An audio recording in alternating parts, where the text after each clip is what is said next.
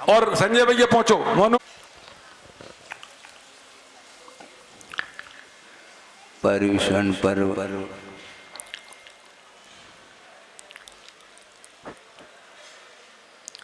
है, समझ तो रहे होंगे आप। आज 7वां दिन है, 6 दिन निकल चुके हैं। धर्म ध्यान के साथ आप लोगों ने समय को व्यतीत किया है। इसी प्रकार शेष 4 दिन भी आप मनोयोग के साथ प्रभु की आराधना करेंगे, धर्म की आराधना करेंगे। और आज यह उत्तम तप धर्म का अवसर आया है। और तप का अर्थ क्या होता है, ये 9वें अध्याय में आप सुनेंगे। और प्रसंग के अनुरूप इस तप धर्म के विषय में आगम के माध्यम से हमें कुछ जानकारी लेनी है। कर्म सिद्धांत की ओर दृष्टि रखते हैं तो पूरा का पूरा स्पष्ट नजर आता है कि मोहजन्य संस्कार जिनको समाप्त करना अत्यंत कठिन कार्य हुआ है। क्योंकि जिस कार्य को अभी तक संपादित नहीं किया है, उस कार्य को करने के लिए हम आए हैं। किंतु मोहजन्य संस्कार को दूर करने के लिए बहुत पुरुषार्थ, कितना पुरुषार्थ करें महाराज, आप कह सकते हैं। पुरुषार्थ तो हम और आप करते आए हैं, किंतु समीचीन पुरुषार्थ अभी तक नहीं किया है। उसी का ही एकमात्र परिपाक है, अभी तक कर्मों का विनाश नहीं कर पाए। गोमठसार कर्मकांड में प्रसंग आता है कि कषायों के संस्कार क्या काम करते हैं। आप पढ़ते हैं कषाय 4 प्रकार की हुआ करती हैं, क्रोध मान माया लोभ के अपेक्षा से। किंतु इनके जो प्रजाति हैं उनकी ओर ध्यान देंगे तो आपको विस्मय होगा। अनंतान बंदी, अप्रत्याख्यानावर्णी और प्रत्याख्यानावर्णी और संज्वलन कषाय, ये 4 हैं। और इनके संस्कार को लेकर के, वासना काल को लेकर के चर्चा की है गोमठसार कर्म कांड में। वह कार्य का प्रासंगिक है कि अंतो मुहूर्त पक्षम क्षमा सम संक संख नंत भवम संजलन मादियानम वासन कालो दुनीमेन। ये कार्य का अर्थ है। वासना काल का अर्थ संस्कार काल है। और टीकाकार और स्पष्ट कर रहे हैं कि अनुदय अपि, कषाय का उदय नहीं होते हुए भी कषाय के उदय के साथ जो परिणाम किए हैं उनके संस्कार अनंतान बंदी कषाय जन्य जो संस्कार है वो संख्यात भव, असंख्यात भव और अनंत भव तक चलते हैं, ये कहा गया है। सोचो, विचार करो। पर आज फिर हम कैसे करेंगे, क्या करेंगे? करना कुछ नहीं, आगम में जो लिखा है उसके अनुरूप ही अपने परिणामों को बनाने का पुरुषार्थ करना है। क्षयोक्षम सम्यक दर्शन को लेकर के भी आप चर्चा सुनते आए हैं। उसका उत्कृष्ट काल 66 सागर प्रमाण कहा गया है।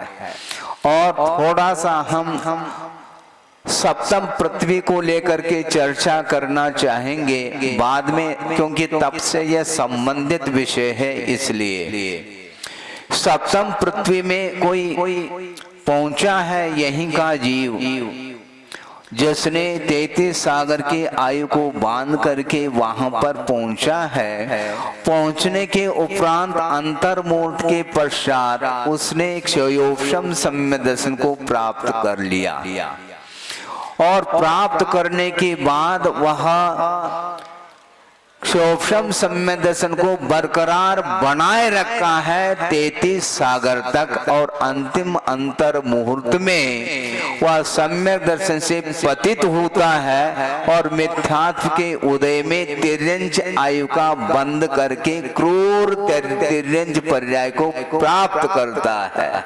हमें आपको पूछना चाहते हैं 33 सागर तक वह सम्यक दर्शन बरकरार बना रहा, किंतु सम्यक दर्शन के संस्कार तो होना चाहिए महाराज, तिर्यंच आयु का बंद क्यों कर रहा है? यही तो विशेषता है।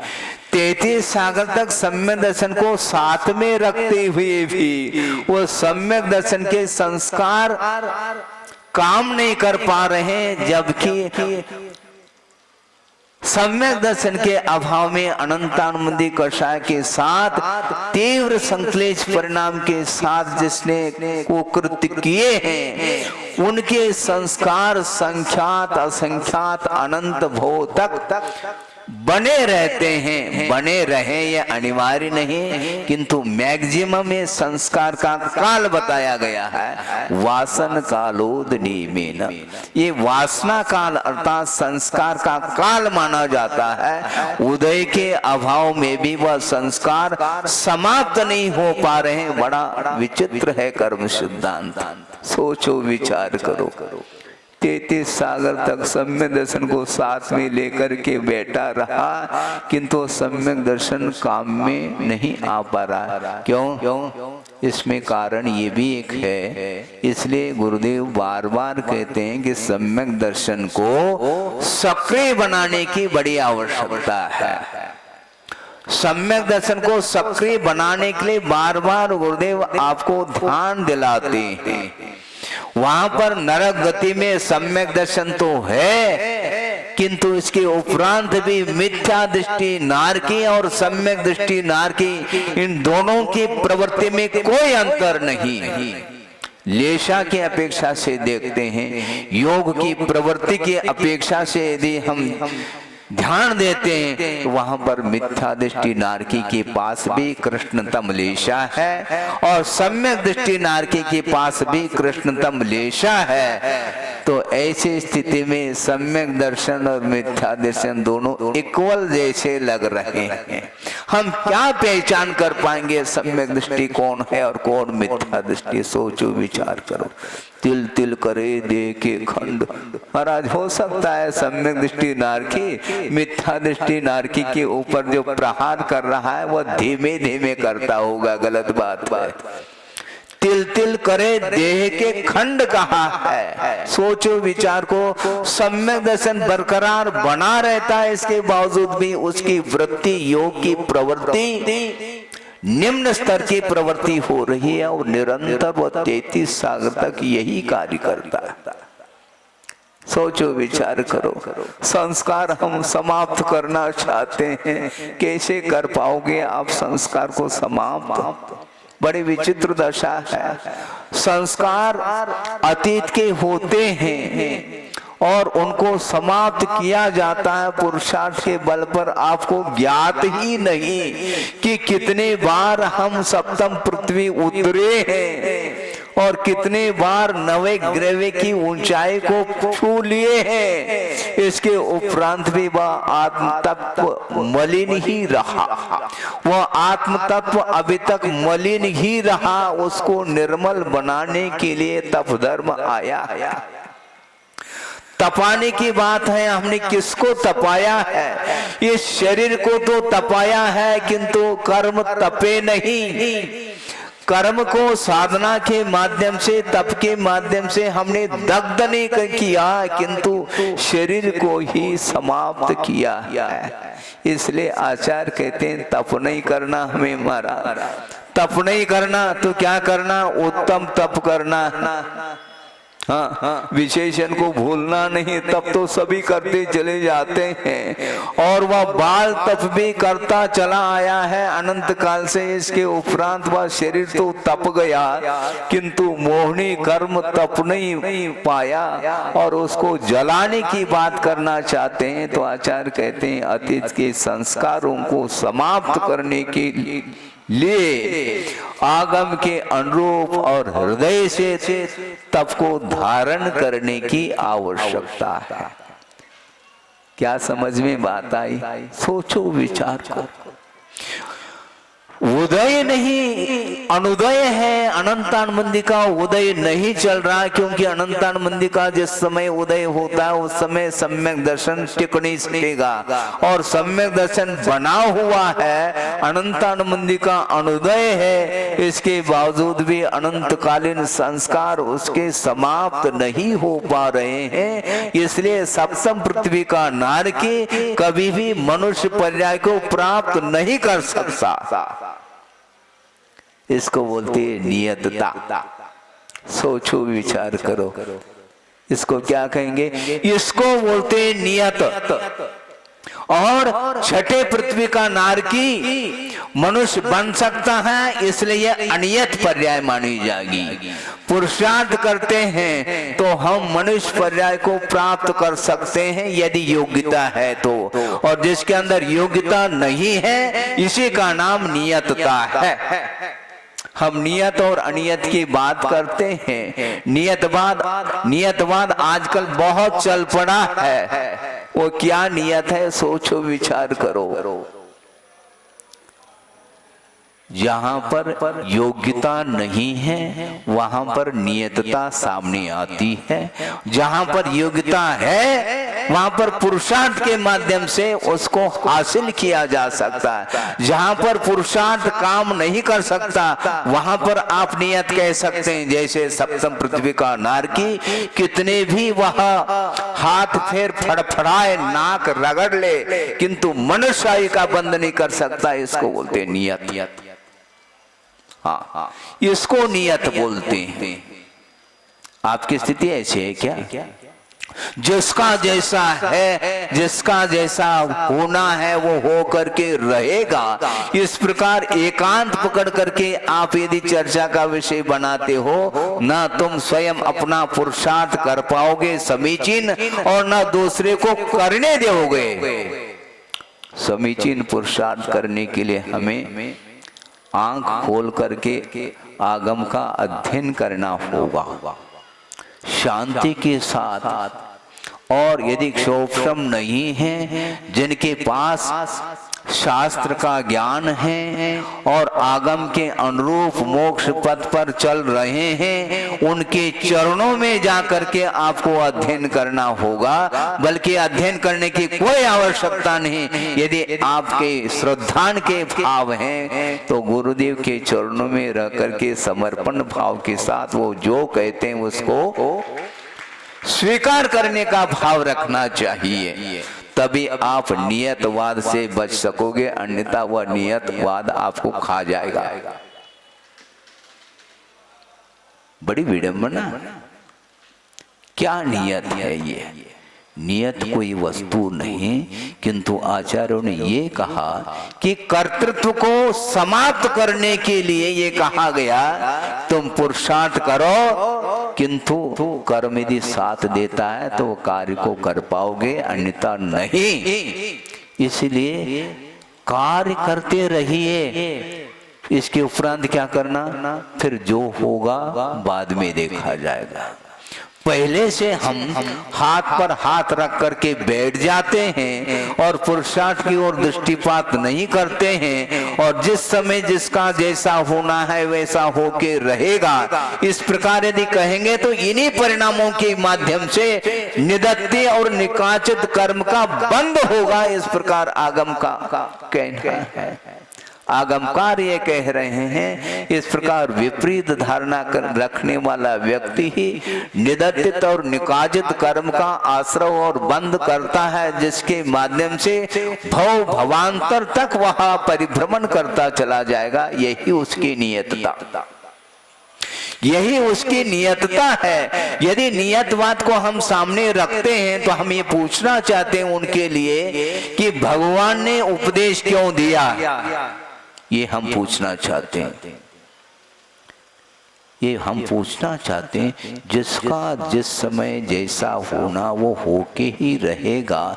तो फिर अहिंसा धर्म का पालन करो, परस्परोपग्रहो जीवानाम, इस प्रकार के उपदेश क्यों दिए हैं भगवान ने? भगवान का क्या संदेश है? आप लोग नारा लगाते हैं जीवो और जीने दो।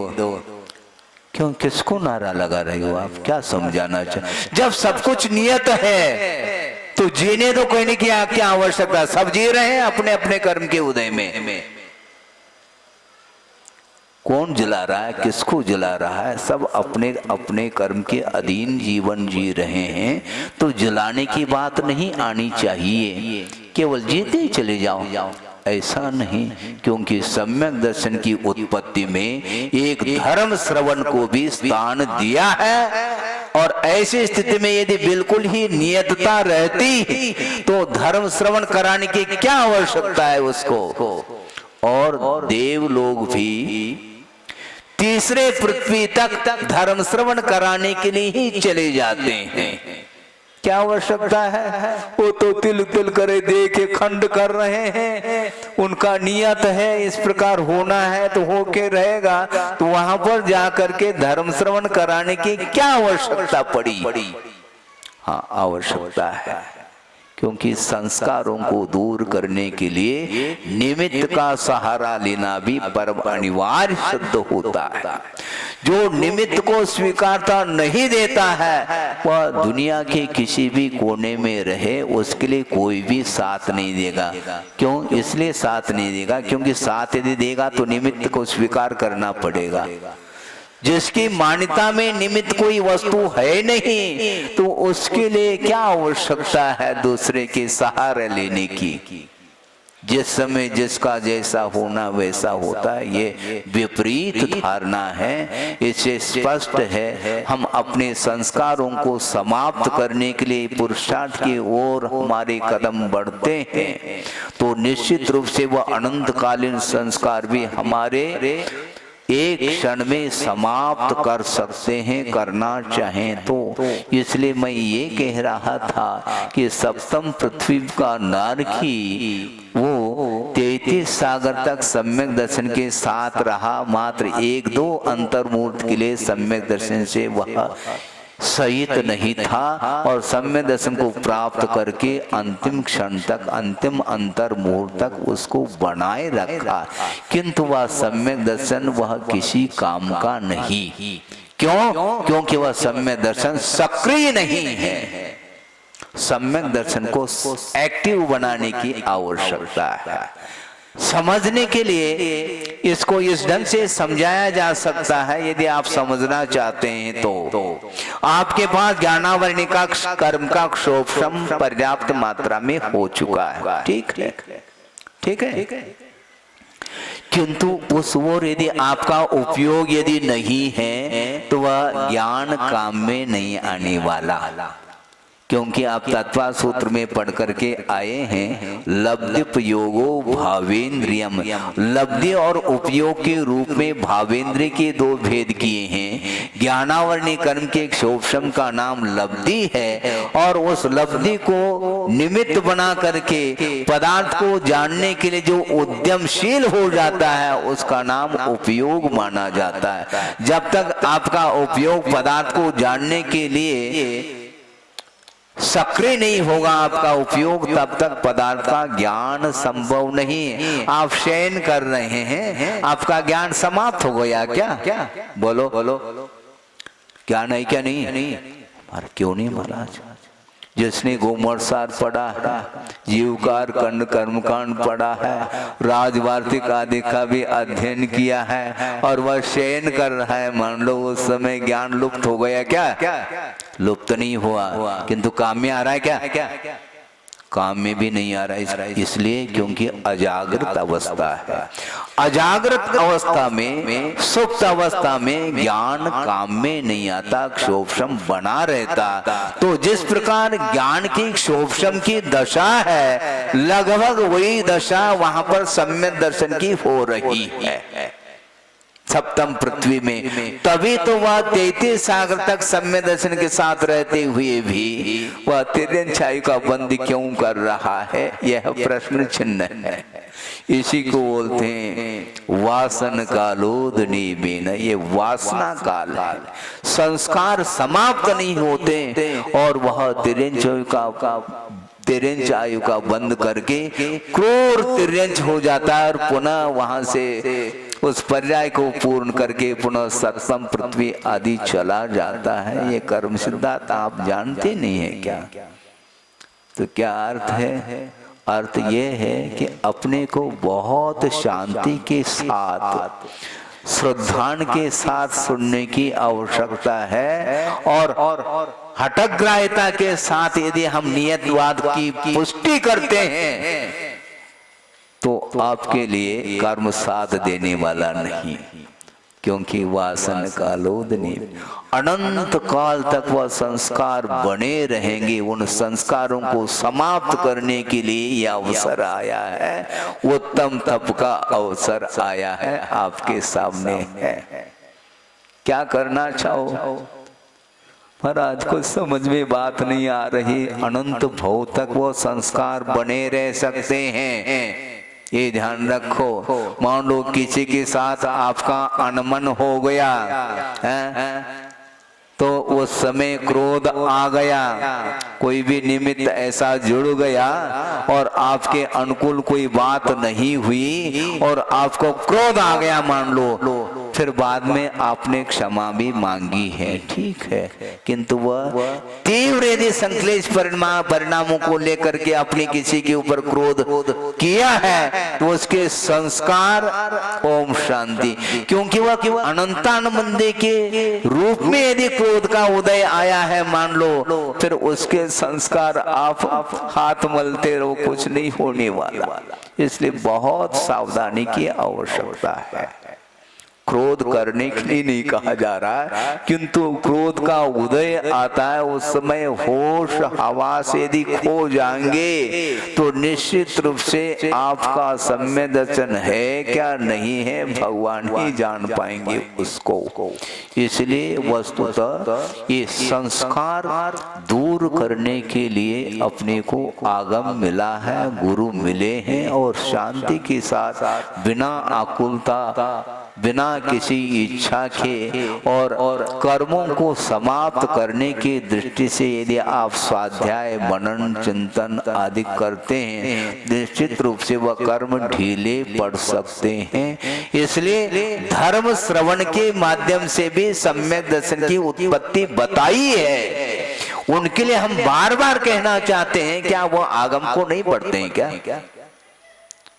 पढ़ते हुए भी नियतवाद को क्यों लाया जा रहा है? जहां पर योग्यता नहीं है वहां पर नियतवाद सामने आता है, किंतु जहां पर संभावना है पुरुषार्थ के लिए वहां पर भी यदि आप नियतवाद को लागू करते हैं तो ऐसी स्थिति में छठे पृथ्वी से निकल करके भी उसको मनुष्य पर्याय को प्राप्त वह नहीं कर पाएगा। ऐसा है क्या? छठे पृथ्वी से निकल करके वह तिर्यंच भी बन सकता है तो मनुष्य भी बन सकता है। ये पॉसिबिलिटी है, संभावना है, पुरुषार्थ के द्वारा वह कर सकता है, किंतु सप्तम पृथ्वी में उसका पुरुषार्थ काम नहीं करेगा। इसको नियत बोलते हैं। नियत का अर्थ ही समझ में नहीं आ रहा किसी को, क्या कहा जाए इसके लिए? सोचो, विचार करो। एक इंद्र से लेकर के असंगी पंचेंद्र तक है क्षमता है सम्यक दर्शन को प्राप्त करने की। किसी ने कहा कि महाराज ये चींटी कीड़े मकोड़े वगैरह होते हैं, मान लो तड़प रहे हैं, मरणासन है, तो उनको नमोकार मंत्र सुना लिया जाए, क्यों? कुछ तो प्रभाव पड़ता होगा। सुना के दिखा दो आप। चींटी तड़प रही है, नमो रंताणम नमो शुद्धाणम सुना दो उसको, कान है उसके? कान नहीं है। और मान लो महाराज असंगी पंचेंद्र को सुना दे तो भैया मन भी तो चाहिए। जिसके अंदर मन नहीं है, विचार विमर्श करने की क्षमता नहीं है, तो वह उन शब्दों को सुन तो लेगा किंतु उसका क्या मीनिंग है उसको ज्ञात नहीं। इसलिए विचार विमर्श करने की क्षमता जिसके अंदर है वह संगी पंचेंद्रिय माना जाता है। वह यदि मान लो तड़प रहा है तो उसको सुनाओ। तो सुना किसको सुनाना? जिसके अंदर सुन करके ग्रहण करने की क्षमता है, उसके अंदर योग्यता है, इसलिए आपका वह पुरुषार्थ फलीभूत होता है। जिसके अंदर योग्यता नहीं है तो उसके लिए नियतता आती है। उसको कितने भी आप प्रयास करो। चना होते हैं, चने जानते हैं आप? जानते हैं क्यों महाराज प्रतिदिन खा लेते हैं काबुली चना। लेकिन ये ध्यान रखो, काबुली चना वो करके देख लेना, अंकुरित होता है, उसके अंदर योग्यता नहीं, उसके अंदर योग्यता नहीं। भुना हुआ जो धान है, भुने हुए जो चने हैं, वो खाने योग्य तो है, किंतु उसको यदि आप बोएंगे, उसका वपन करेंगे तो निश्चित रूप से वह सड़ जाएंगे किंतु अंकुरित नहीं होंगे। उसी प्रकार अभव के लिए कितना भी उपदेश देवो किंतु वह क्षमता उसके अंदर नहीं रत्नत्रय को प्राप्त करने की। इसलिए उसके सामने माता फोड़ने से कुछ नहीं होगा। किंतु आप जानते हैं क्या कौन भव्य और कौन अभव्य? आप जान नहीं सकते हैं, किंतु आपका कर्तव्य होता है हमें उपदेश सुनाना है, क्योंकि भगवान ने ही उपदेश दिया। दिव्य ध्वनि खिरी और दिव्य ध्वनि का श्रवण करके गणधर परमेष्ठी उस दिव्य ध्वनि की जो विराटता है उसको अपने बुद्धि के द्वारा ग्रहण करके आगम की रचना की है और आगम के अनुरूप वो उपदेश दे रहे हैं। ये नियत है क्या? उपदेश क्यों दे रहे हैं गणधर परमेष्ठी? जिसका जैसा होना है वह होगा।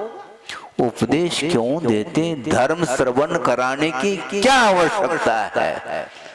अब नियतता की बात करते हैं तो हम ये कहना चाहते हैं सम्यक दर्शन के उत्पत्ति में बहिरंग जो कारण है, हाँ, सम्मतस्य निमित्तम जिनसुत्तम कहा। यदि निमित्त के रूप में स्वीकार नहीं करते हैं तो सम्यक दर्शन की उत्पत्ति संभव नहीं है, क्योंकि देशना लब्धि के बिना सम्यक दर्शन की उत्पत्ति असंभव है। यह आगम वाक्य है। आप कभी भी देशना को सुन लो, किंतु एक बार भी जिसने देशना को नहीं सुनी है उसको सम्यक दर्शन प्राप्त हो जाए, ऐसा कोई आगम मिलता है क्या? मिलता है? बिना देशना लब्धि के, हाँ ये ठीक है, बिना धर्म श्रवण के भी पूर्व में जिसने धर्म श्रवण किया था और वर्तमान में उसको धर्म श्रवण कराने की आवश्यकता नहीं पड़ रही है, और जिन बिंब दर्शन जाति स्मरण आदि के माध्यम से भी वह सम्यक दर्शन को उपलब्ध कर लेता है, किंतु परंपरा से देखेंगे तो वह देशना लब्धि को स्वीकार करना पड़ेगा। इसलिए बिना देशना के सम्यक दर्शन की उत्पत्ति संभव नहीं है। और आप कहो जिसका जैसा होनार, क्या किसको कहना चाहते हो? आप गणधर परमेष्ठी को समझाना चाहते हैं क्या? गणधर परमेष्ठी स्वयं उपदेश दे रहे हैं, उनको ज्ञान नहीं है। द्वादशांग के पाठी है, ध्यान रखो, वह श्रुत केवली है और गणधर पद पर आसीन है और 66 सागर तक दिव्य ध्वनि खिरी नहीं थी। क्यों? गणधर परमेष्ठी की प्रतीक्षा भगवान ने प्रतीक्षा नहीं की, किंतु जब तक निमित्त नहीं मिलेगा तब तक वाणी भी क्या करेगी? उस वाणी को झेलने की क्षमता जिसके अंदर नहीं है, इसलिए दिव्य ध्वनि नहीं घिरी। इस प्रकार वर्णन मिलता है। इसमें और क्या क्या रहस्य हम नहीं कहना चाहते हैं, हमें ज्ञात है, किंतु अर्थ यह है कि दिव्य ध्वनि काम कर रही है और उसका दिव्य ध्वनि का अनुपान करके ही गणधर परमेष्टि ने द्वादशांग की रचना की है और द्वादशांग का आधार लेकर के वो उपदेश दे रहे हैं। उपदेश देने की क्या आवश्यकता थी यदि नियतता होती है तो। इसलिए नियत और अनियत दोनों पक्ष को सामने रखना पड़ेगा। अपनी आप अर्थ नहीं निकाल सकोगी। हाँ, जिसके अंदर योग्यता नहीं है वो एक अलग नियतता है। जैसे हमने उदाहरण के रूप में रखा, सप्तम पृथ्वी का नारकी कभी भी तिर्यंच नहीं हो सकता, ये नियत है। और नारकी मर करके नारकी नहीं हो सकता, यह भी नियत है। नारकी मर करके देव पर्याय को प्राप्त नहीं कर सकता, यह भी नियत है। देव मर करके देव पर्याय को प्राप्त नहीं कर सकता, यह भी नियत है। और देव मर करके नारकी नहीं हो सकता, यह भी नियत है। किंतु देव मर करके मनुष्य नहीं हो सकता, ये नियत है क्या? नियत का समझ में आ रहा है क्या? नहीं। देव मर करके मनुष्य नहीं हो सकता, ये नियत है क्या? नहीं। वह देव मर करके मनुष्य भी हो सकता है और एक इंद्रिय पर्याय को भी प्राप्त कर सकता है, जैसे पहले दूसरे, जहां तक मुझे स्मरण है। अब सोचो, यदि सब कुछ नियत होता तो सारे देव एक इंद्रिय होना चाहिए। मंजूर है आपको? ऐसा होता क्या? संभव नहीं। कुछ एक इंद्रिय पर्याय को भी प्राप्त कर रहे हैं और कुछ पंचेंद्रिय तिर्यंच भी हो रहे हैं 12वें स्वर्ग तक के। उसके बाद क्यों नहीं? 12वें स्वर्ग के बाद के जितने भी स्वर्गीय देव हैं, चाहे वो अहमिंद्रादिक भी क्यों ना हो, वो सारे मरणों को प्राप्त करके मनुष्य ही होते हैं। जहां पर ही का प्रयोग आ रहा है वहां पर नियत है, किंतु जहां पर भी का प्रयोग किया जाता है वहां पर नियतता खंडित हो जाती है। जहां पर भी का प्रयोग किया जा रहा है वहां पर संभावना बहुत कुछ है। वह मनुष्य भी बन सकता है, तिर्यंच भी बन सकता है, एक इंद्रिय पर्याय को भी प्राप्त कर सकता है। पुरुषार्थ के लिए जहां तक गुंजाइश है वहां तक नियतता संभव नहीं, वहां पर अनियतता है। फिर भी यदि मान लो कोई प्राप्त नहीं कर सका तो उसके पुरुषार्थ में कमी मानी जाएगी। किंतु पुरुषार्थ तो रत्ती भर करो नहीं और नियत कहते चले जाओ, तो उनके लिए हमारा ही कहना, बार बार कहना है, वो हाथ पर हाथ रख करके बैठे रहे तो उनको थाली सामने आई क्या भोजन की? ये ध्यान रखो, ये भोग भूमि नहीं है, पुरुषार्थ में करना पड़ेगा, ये नियतता यहाँ पर नहीं चलेगी। कर्म भूमि में रह करके पुरुषार्थ ना करो और भोग भूमि की व्यवस्था चाहो, गलत बात है। जहां पर कल्प वृक्ष हैं 10 प्रकार के, वहां पर आप जो भी मांगो आपकी मांग की पूर्ति होती है, होगी, क्योंकि इसी का नाम भोग भूमि है। और कर्म भूमि में रहो और नियतता को लेकर के बैठे रहोगे तो तुम्हारे सामने वह थाली वह पकवान नहीं आने वाला, ये ध्यान रखो। आपको बनाना पड़ेगा। मंजूर है कि नहीं? ये कैसे मंजूर? रसोई घर में जा करके बैठा है और रसोई बनाई गई है, आपके पुण्य के उदय से आपके सामने थाली आ सकती है। और यदि मान लो और आपका और ज्यादा पुण्य है तो हो सकता है माँ जो है ना बच्चे के लिए लाड प्यार के साथ ग्रास बना करके मुख में दे सकती है, यह भी संभव है। किंतु चरवण तो उसको स्वयं को करना पड़ेगा, इसी का नाम पुरुषार्थ है। पुरुषार्थ को गौण करना चाहते हो, मुख में ग्रास दे दिया, अब बिना चरवण कौन चरवण कराएगा? पात्र करेगा क्या? दाता। सोचो, विचार करो। पात्र को आपने पड़गा लिया और नवदा भक्ति पूर्वक आप उनके लिए कह रहे हैं महाराज ग्रहण करो, और ग्रहण कौन करेगा? श्रवण ही करेगा ना। और देने वाला कौन? दाता देता है और पात्र के कर पात्र में देता है, किंतु जब तक उस कवल को हम मुख तक नहीं पहुंचाएंगे। नियत क्या नियत है? बड़ी विचित्र दशा हो गई। प्रत्येक क्षण पुरुषार्थ जारी है। मैं आपके सामने आगम के अनुरूप बोल रहा हूं, इसमें भी मेरा पुरुषार्थ, ये ध्यान रखो। क्यों? यदि कर्म वर्गनाएं हैं वातावरण में, मैं मौन धारण करके बैठूं तो भाषा वर्गनाएं क्या भाषा के रूप में परिणत हो सकती हैं? शब्द के रूप में उनका परिणमन संभव है क्या? कंठ और तालु का आश्रय लेकर के ही, इसके निमित्त से ही वह वर्णाएं शब्द के रूप में परिणत होती हैं, तब वाणी खिरती है। इसलिए प्रत्येक क्षण पुरुषार्थ चलता रहता है। इसलिए नियतवाद को समाप्त कर देना चाहिए। नियतवाद कोई वस्तु है ही नहीं। नियता नियतात्मक वस्तु है, अभाव्य।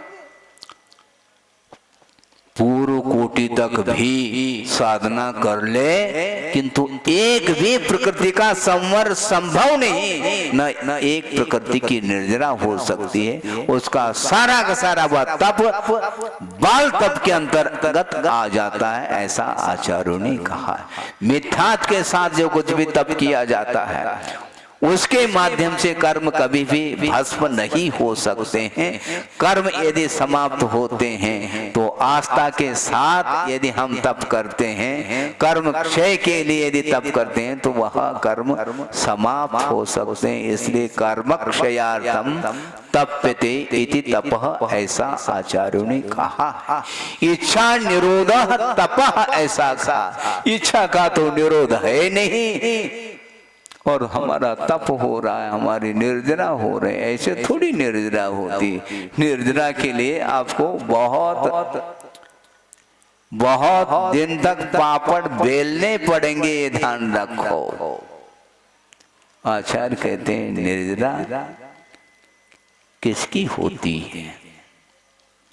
वारस विहीन तवसा नियान रह्यस निर्जरा होदी, वैराग्य भावना दो निरहंकारस नानिस। जो अहंकार से रहित ज्ञानी है और इसके साथ साथ निदान से रहित है, वही 12 प्रकार के तप के माध्यम से, वैराग्य भावना के माध्यम से वह कर्म की निर्जरा करता है।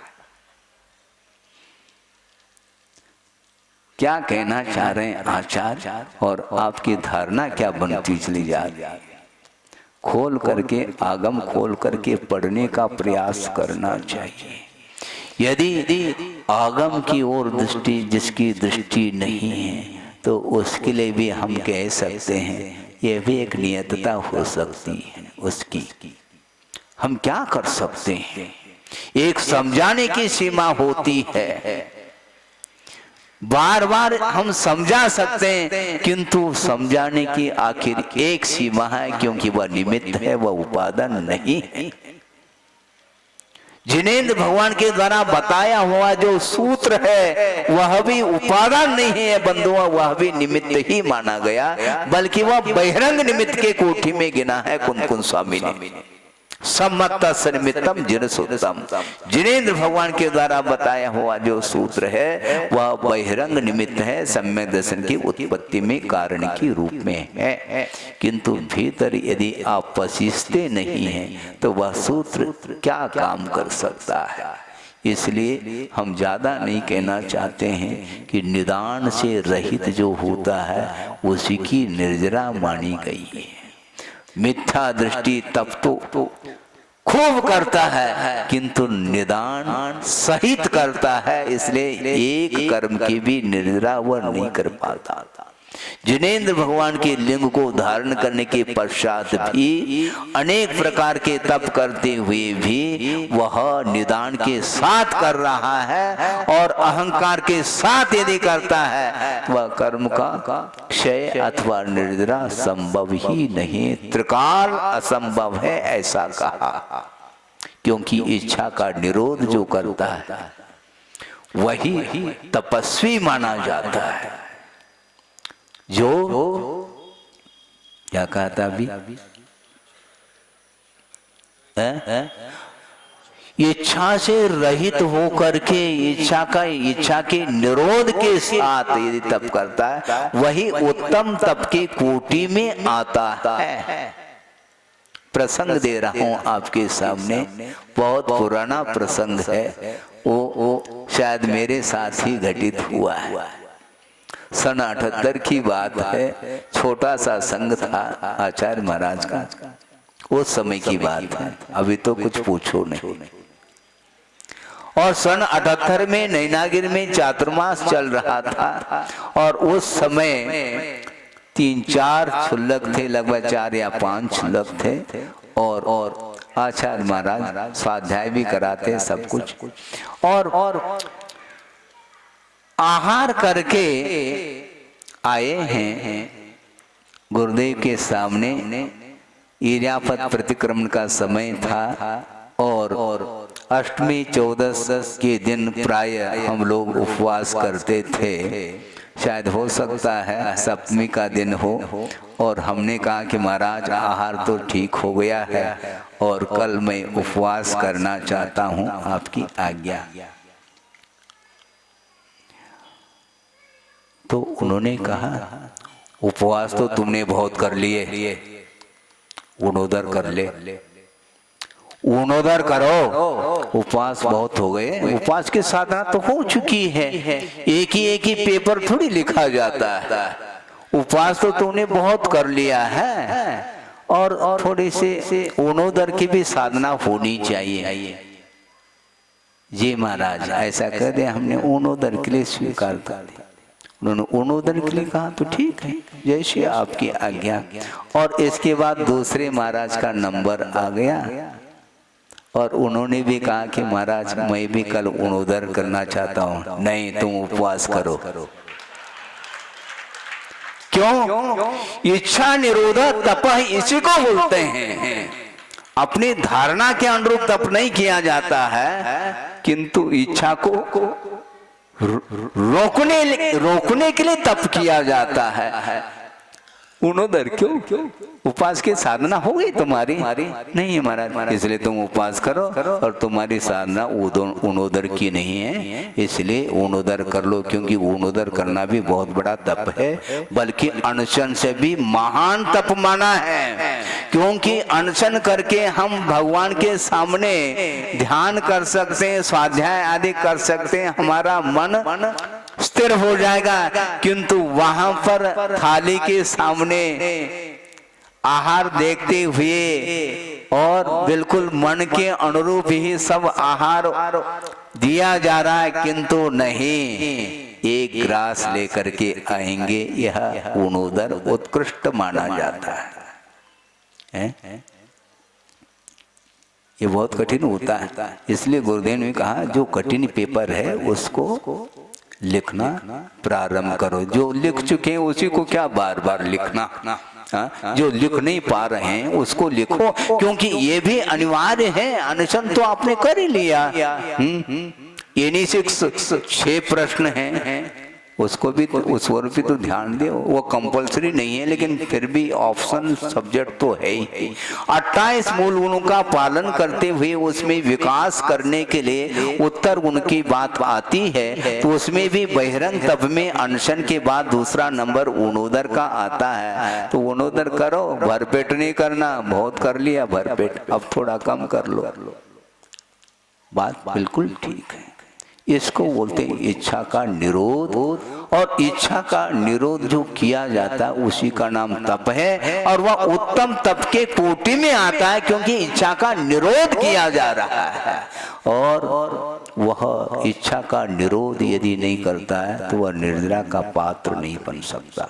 इसलिए नियान रहियस निजरा होदी, ऐसा कहा है। निदान सहित यदि तप करेंगे तो वो तप पूर्व कोटि तक भी तुम करते चले जाओ, किंतु उसके माध्यम से निर्जरा संभव नहीं है। और अहंकार के साथ यदि मान लो कोई तप करता है, वह भी निर्जरा के लिए और संवर के लिए कारण नहीं बन सकता।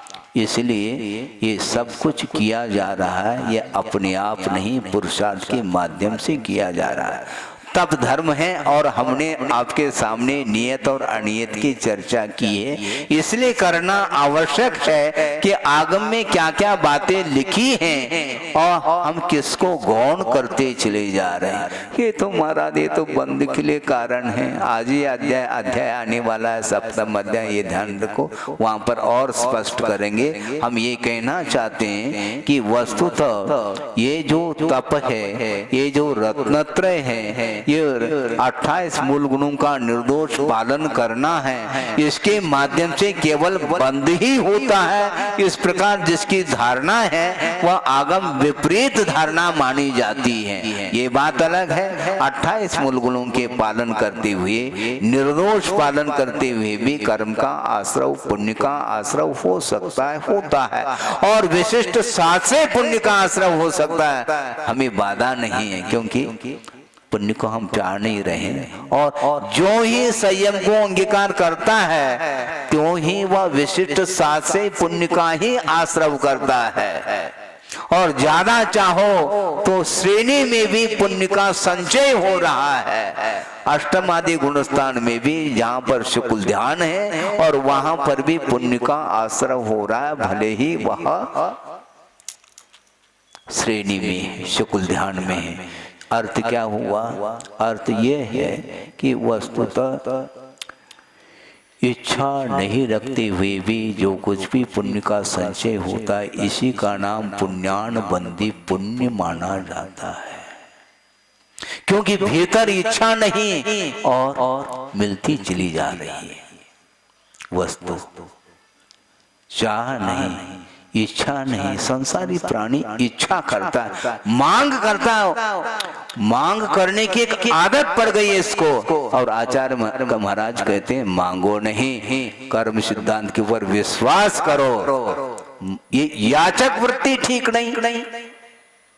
श्रद्धा रखो ना, श्रद्धा रखो। जैसा आगम में कहा है वैसे अपने शक्ति के अनुरूप आप कार्य करते चले जाइए। धार्मिक कार्य, धार्मिक अनुष्ठान, उसके माध्यम से पुण्य का संचय होगा और आपको मिलेगा।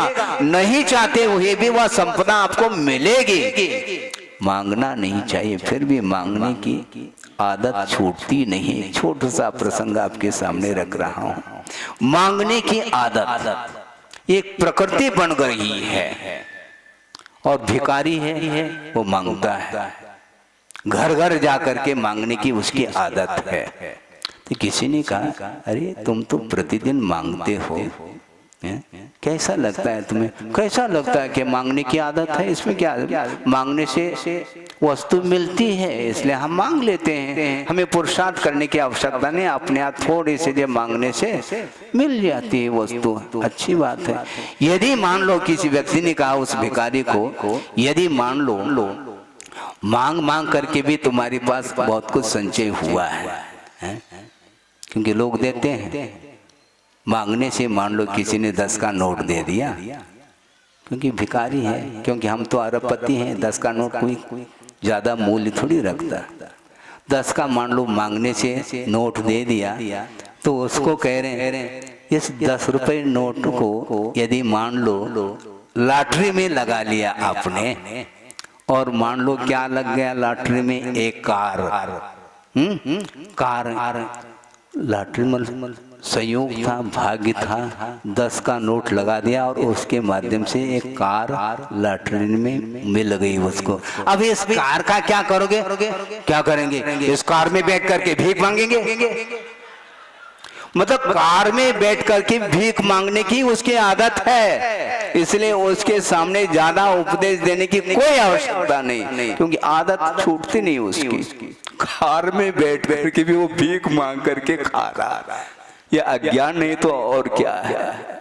किंतु उस कार के माध्यम से किराए से यदि मान लो वो कार देता तो और जो है मालो माल हो जाता है, लेकिन उसकी बुद्धि काम नहीं करती है। इसका नाम भी नियत है। हम क्या कह सकते? माता पकड़ो आप, क्या समझाएंगे उसको, उसकी आदत छूटती नहीं, इसी का नाम प्रकृति है। तो मैं ये कह रहा था कि निदान के माध्यम से जो वस्तु मिलती है वह वस्तु, वह पुण्य जो संचय किया है निदान के माध्यम से, ये ध्यान रखे, वह पापानुबंधी पुण्य माना जाता है, पुण्यानुबंधी पुण्य नहीं है वो। मैं नारायण बनूं, मैं प्रतिनारायण बनूं, इस प्रकार का भाव लेकर के यदि मान लो कुछ तप आदि करता है तो उसके माध्यम से वह स्वर्ग चला जाता है और वहां से आकर के वह नारायण प्रतिनारायण पद को प्राप्त कर लेता है। और उसके माध्यम से जो कुछ भी पुण्य का फल था वो भोग लिया, अब निश्चित रूप से उसका पतन है और नारायण प्रतिनारायण नियम से, नियत इसी को बोलते हैं, नियम से नरक जाएंगे वो। क्यों? ये पुण्य का फल। महाराज कुंद स्वामी ने तो पुण्य फला अरहंता कहा। पुण्य जो है अरहंत पद को भी दे देता है, फल देता है, और इधर ये नरक जा रहा है। यही तो अंतर है, जमीन आसमान का अंतर है। जो पापानुबंधी पुण्य है वह नरक निगोद आदि के लिए कारण बनता है, और जो पुण्यानुबंधी पुण्य है उसके माध्यम से चक्रवर्ती पद है, तीर्थंकर पद है, आदि आदि विशिष्ट पद मिल जाते हैं, जो सम्यक दर्शन के साथ ही इस प्रकार के पद मिला करते हैं।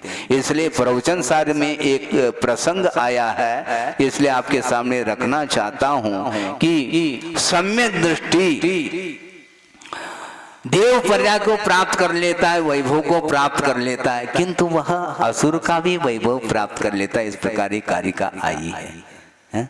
देवासुर ऐसा प्रसंग आता है, देव और असुर संबंधी भी वह वैभव को प्राप्त कर लेता है। तो प्रश्नकार ने एक प्रश्न किया कि महाराज देव पर्याय को प्राप्त कर ले, इसमें हमें कोई बाधा नहीं है, और वह वैमानिक देव में चला जाए हमें बाधा नहीं, क्योंकि सम्यक दृष्टि है। किंतु सम्यक दृष्टि हो करके असुरों में वैभव को कैसा प्राप्त कर रहा है?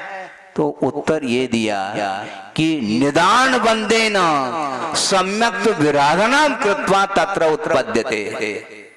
सम्यक दर्शन की विराधना कर ली उसने निदान के माध्यम से, और असुरों में भवनत्रक में पैदा होकर के वहां पर उसका वैभव प्राप्त कर लिया, और कालांतर में वह परंपरा से वह नीचे चला जाता है। अर्थ यह है कि हमें निदान नहीं करना, क्योंकि ये तप है इच्छा निरोधो तप कहा, इच्छा को रोकने का प्रयास करिए, कोई जोर जबरदस्ती नहीं, स्वेच्छा। क्योंकि बाध्य होकर के कोई तप कर रहा है वह तप के कोटि में नहीं आ सकता, उसको अकाम निर्जना बोलते हैं, अथवा वह बाल तप के कोटि में आता है, क्योंकि इच्छा का निरोध उसने किया नहीं है। इसलिए अनंत काल से हम तप करते आए हैं, किंतु कर्म समाप्त क्यों नहीं हुए? क्योंकि इच्छा निरोधो तप नहीं किया, इच्छा के साथ किया है, इसलिए वह उत्तम तप के कोटि में नहीं आ सकता। बहुत विचित्र दशा है। एक प्रसंग आपके सामने रखूं अभी समय में, कि वस्तुतः संसारी प्राणी साधना तो करता है, लेकिन साधना का जो फल है उस ओर दृष्टि नहीं उसकी। कर्म क्षयार्थम, कर्म क्षय के लिए नहीं करता, किंतु अन्य वस्तुओं को प्राप्त करने के लिए ही वह करता है, और दूसरे को चमत्कृत करके वह आनंद का अनुभव करना चाहता है। इस साधना को आचार्य साधना नहीं मानते, ये साधना नहीं है। एक साधु है और काफी दिन हो गया है साधना करते करते, और एक दिन वो ध्यान में बैठे हैं और अकस्मात आसमान में घटाएं छा जाती हैं और वर्षा प्रारंभ हो जाती है। और वर्षा प्रारंभ होती ही साधु ने आसमान की ओर दृष्टि डाली तो वर्षा रुक गई। उसने सोचा हाँ लगता तो है, काफी समय लगा, लेकिन साधना में हम उत्तीर्ण तो हो गए, साधना में विकास तो है। क्योंकि एक बार आसमान की ओर दृष्टिपात करने से सारे के बादल विलीन हो गए और आसमान स्वच्छ हो गया। ये किसका फल है? साधना का। अच्छा, ठीक है, अच्छी बात। और कॉन्फिडेंस बढ़ता जा रहा है उसका। और एक बार एक पेड़ के नीचे बैठ गए वो साधु जी, और पेड़ के ऊपर टहनी पर एक कबूतर बैठा था, और उसने उस साधु जी के पीठ पर बीट कर लिया। बीट करते ही उसकी दृष्टि ऊपर की ओर जाती है, और जो ही कबूतर की ओर दृष्टिपात किया, कबूतर भस्म हो गया, और उसने कॉन्फिडेंस बढ़ गया। अब तो बिल्कुल पूरी साधना हमारी हो चुकी है। अब इस चमत्कार को हमें दूसरे के सामने रखना है।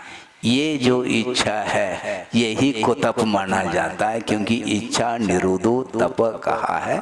ये इच्छा जो भीतर होती है, प्रदर्शन की जो भावना जागृत होती है, वही कुतप के अंतर्गत आता है। वह साधना नहीं वो मानी जाती, और वह सोचता है कि इस साधना को प्रचारित करना है, जगह जगह जा करके सबको चमत्कृत करना है, सबको विस्मय में डालना है। इस प्रकार मन में भाव जागृत हुआ, वह जा रहा है गांव की ओर। अभी तो जंगल में था, और जंगल में रह करके साधना की थी। वहां पर कौन देखने वाला है साधना को? और इस साधना का प्रभाव देखने के लिए कोई व्यक्ति आ जाए तो हम दिखाएं, दिखाने की वृत्ति। इसलिए आचार्य महाराज कहते हैं ये दर्शन और प्रदर्शन बड़ा अंतर है। प्रदर्शन गहराता नहीं, दर्शन गहराता है, और प्रदर्शन हमेशा उतला होता है, उसमें कोई गहराई नहीं रहती। और वह गांव की ओर मुड़ गया। इस साधना को सबके सामने दिखाना चाहिए, क्योंकि दिखाने में जो आनंद आता है वह संवेदन में आनंद नहीं आता है, ये उसकी धारणा है। इसलिए दिखाने के लिए आ रहा है, और गांव में आ गया, और एक व्यक्ति के सामने उसने अपनी साधना की चर्चा करना प्रारंभ कर दी। हमने इतने काल तक श्रम किया है, अनेक प्रकार के आगम को हमने पढ़ लिया, और उसके अनुरूप साधना करके काफी समय हुआ है, और उसमें हम उत्तीर्ण हुए हैं। इस प्रकार वह चर्चा कर रहा है एक व्यक्ति के सामने, और भीड़ भी लगी थी, क्योंकि साधु जी है तो भीड़ तो लगेगी। और सब लोगों ने सुना, और एक व्यक्ति ने कहा साधना, क्या साधना की तुमने? हमने ये साधना की जिस साधना के माध्यम से मूसलाधार बारिश हो रही थी, और एक दृष्टि डालते बारिश समाप्त, और कबूतर की ओर दृष्टि हमने डाली, तुरंत वह भस्म हो गया कबूतर। ये ध्यान रखो। अच्छा, इस प्रकार की साधना तो हमारे गांव में घर घर में पाए जाएंगे। ध्यान रखो, ये कोई विशेष साधना थोड़ी मानी जाती है। इस प्रकार के मौन साधक तो हमारे घर घर में है। घर गृहस्थी हम गृहस्थ में रह करके भी इस प्रकार के हमारे पास साधनाएं, ध्यान रखो, तो उसको और जो है ना उत्तेजना बढ़ गई उसकी। उसने सोचा यदि इस प्रकार की साधना यहाँ पर साधना करने वाले हैं तो कम से कम जा करके झांक करके देखना चाहिए। और वह साधु जा रहे हैं घर के सामने, और भिक्षाम देहि, इस प्रकार वो बोलते हैं, भिक्षा देव। तो भीतर एक महिला थी, उसने कहा हाँ हाँ आ रही हूँ, अभी आ रही हूँ, ठहरो मैं आ रही हूँ। और उसने कहा मुझे लिए ठहरो कह रही है, क्या बात है? तुम नहीं जानते हो क्या मैं कौन हूं? वो महिला कहती है हाँ मैं जानती हूँ आपको, बिल्कुल जानती हूँ, लेकिन मैं कबूतर नहीं हूं, ये ध्यान रखो। मैं कबूतर नहीं हूं क्योंकि तुम भस्म कर दोगे। इस प्रकार की साधना तो कई लोग करते हैं। तो उनको और जिज्ञासा जाग उठी, उन्होंने सोचा कि कम से कम अब घर में जाकर के देखना चाहिए। और वह महिला धान कूट रही थी, किससे? मूसल से कूट रही थी। और पति के लिए कुछ काम आ गया तो उठ करके उस मूसल को छोड़ करके कुछ काम करने के लिए पति के पास पहुंच गई थी। और वह मूसल हवा में कूट रही थी, उसको जो ही छोड़ दिया वो मूसल हवा में झूल रहा है। और वो जा करके कुछ काम करना था, करके फिर बाद में बाहर आ गई। महाराज विलंब के लिए क्षमा करियो, विलंब हो गया, कुछ काम था और वो काम करके मैं आई हूँ। और जा करके इनने देख लिया कि क्या मूसल जो ना हवा में झूल रहा है। इसको बोलते हैं साधना। ये किसकी साधना? उस साधु जी ने कहा कि आपकी अद्भुत साधना है। क्यों? इसी को बोलते हैं सती पतिव्रता।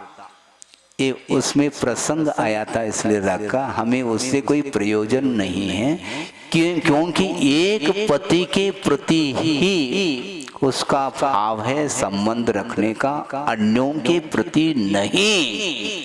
इसी का परिणाम है कि उसके अंदर ये साधना आई है। वो मूसल हवा में झूल रहा है, तो इसलिए उन्होंने कहा था इस प्रकार के घर घर साधक मौन साधना करने वाले मिलते हैं। इसलिए आपने बहुत साधना की, इस प्रकार आप जो प्रदर्शन कर रहे हो, इस प्रदर्शन से कोई भी बात शुद्ध नहीं होती। प्रदर्शन मत करो, दर्शन की बात करो। इसलिए हमारा ये कहना है और आगम भी यही कहता है कि हमेशा आप अपनी शक्ति के अनुरूप तप करो, त्याग करो, कोई बाधा नहीं, किंतु वह आकांक्षा को लेकर के, निदान को लेकर के कभी भी भूल करके स्वप्न में भी साधना नहीं करना, क्योंकि वह बाल तप की कोटि में आता है। बाल तप का अर्थ क्या? बालक का तप नहीं, किंतु अज्ञानी का तप माना जाता है। और सम्यक दर्शन के साथ, आस्था के साथ यदि मान लो शक्ति के अनुरूप यदि तप करता है तो वह तप उत्तम तप की कोटि में आता है। इससे बढ़ करके और क्या हो सकता है विषय? सोचो, विचार करो। इसलिए कीर्ति के लिए, पूजा के लिए, अभिमान के लिए, कीर्ति पूजाभिमानार्थै लोक यात्रानुरंजतै बोध चक्षु विलुप्तम यही तेषाम ध्याने न योग्यता। उनकी ध्यान में कोई भी योग्यता नहीं है। जिसने बोध रूपी चक्षु यानी सम्यक ज्ञान रूपी चक्षु को समाप्त कर दिया है और कीर्ति पूजा अभिमान के साथ वह पीड़ित है, आर्त ध्यान कर रहा है और लोक यात्रानुरंजतै, लोगों को रंजायमान कर रहा है। लोक रंजन के लिए यदि वह तप कर रहा है तो वह उसकी ध्यान में योग्यता नहीं है, ऐसा कहा जा रहा है। सोचो, विचार करो। आज क्या है? ध्यान केंद्र खोले जा रहे हैं, जगह जगह। क्या ध्यान केंद्र खोलने की क्या आवश्यकता है? मन को केंद्रित करने की आवश्यकता है। आप केंद्र क्यों खोलना चाहते हैं? आपका मन तो नियंत्रित नहीं है, संयत नहीं है और ध्यान केंद्र खोल रहे हैं आप। केवल बिल्डिंग खड़े करने से, भवन खड़े करने से ध्यान होता है क्या? ये ध्यान भवन है, ध्यान साधना केंद्र। अरे ध्यान करने वाला कोई है ही नहीं वहां पर। ध्यान साधना केंद्र, वहां पर जाकर के ध्यान करने की क्या आवश्यकता है? आचार्य कहते हैं कोई कंडीशन नहीं है ध्यान के लिए, ध्यान रखो। ध्यान उसको बोलते हैं कोई भी वस्तु ध्यान का विषय बनाया जा सकता है, किंतु शर्त यह है कि वीतरागो भवेत योगी कहते हैं। जो वीतरागी है वह किसी भी वस्तु को लेकर के ध्यान कर सकता है, उसी का नाम सम्यक ध्यान माना जाता है। समीचीन ध्यान इसी को बोलते हैं, अन्यथा वह मात्र आर ध्यान रौद्र ध्यान की कोटि में आता है। इसलिए हम शुरुआत से यहीं से प्रारंभ किया था कि मोहजन्य संस्कार जिसके समाप्त नहीं हुए हैं और जीवन के आधे से लेकर के अंत तक वह इसी प्रकार विपरीत धारणा के साथ यदि ध्यान कर रहा है कि वह ध्यान नहीं माना जाता, वह ध्यान तप नहीं माना जाता। महाराज आपने ध्यान को क्यों छोड़ दिया? ध्यान को भी तप माना, ये ध्यान रखो। ध्यान भी वह तप का अंतिम रूप है। बहिरंग तप तो है ही 6 प्रकार के अनशन, उणोदर, वृत्ति प्रसंख्या, रस परित्याग आदि आदि है, काय क्लेश और विविक्त शय्यासन आदि।